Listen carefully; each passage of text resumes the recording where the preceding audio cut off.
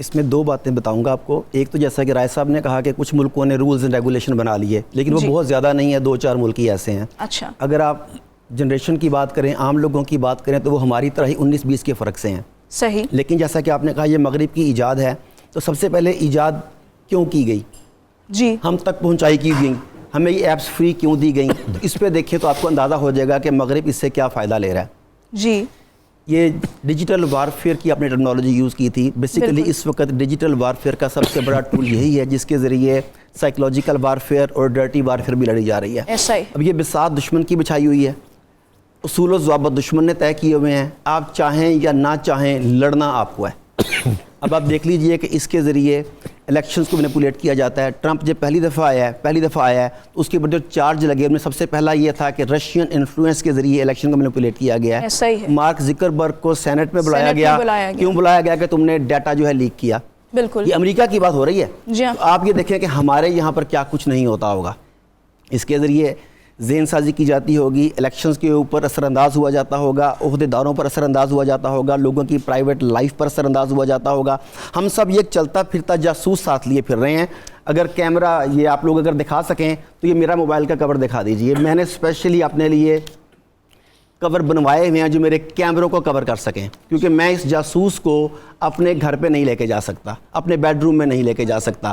آپ کے سامنے کئی ایسی ویڈیوز آ چکی ہیں جو بیڈ روم کی ویڈیوز تھیں, وہ کیسی ہیں؟ وہ اپنے کیمرے سے بنی ہوئی ہیں. یہ کیسے پاسبل ہے؟ وہ ریموٹلی اس کو جی, آپ کے پاس جو بھی ایپ آپ انسٹال کرتے ہیں وہ سب سے پہلے آپ کی مائک, آپ کے کیمرے, آپ کی گیلری اور آپ کی کانٹیکٹ لسٹ کی ایکسیس مانگتی ہے. اچھا, وہ آپ سے پیسے تو نہیں لے رہے کسی بھی چیز کی, تو آپ اوکے کر دیتے ہیں. تو کہتے ہیں کہ if you are not paying for the product you are the product. ارے واہ واہ, بہت خوب. تو ہم خود چونکہ اس کی پروڈکٹ ہیں, ہم اس کے ہاتھوں استعمال ہو رہے ہیں. ہمارا ڈیٹا, ہماری پرائیویسی, ہمارے اذہان, ہمارے قلب و نظر. آپ مفتی صاحب بات کر رہے تھے, آپ کسی بھی قسم کی ویڈیو کو دیکھیں, تلاوت قرآن دیکھنا چاہتے ہیں مگر اس سے پہلے آپ کو ولگر کلپ دیکھنا پڑے گا.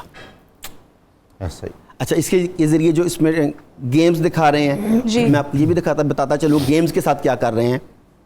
گیمز میں ہماری نئی نسل کے ساتھ کیا کر رہے ہیں کہ ایک لیول سے دوسرے لیول تک جانے کے لیے جن مشکلات کو عبور کرنا پڑتا ہے, ان میں کافی ساری توڑ پھوڑ کرنی ہوتی ہے. وہ توڑ پھوڑ کی جو انہوں نے تصاویر بنائی ہوتی ہیں جنہیں کرش کر کے اپنے آگے جانا ہے, وہ مسلمانوں کی مقدس عمارات کی ہیں.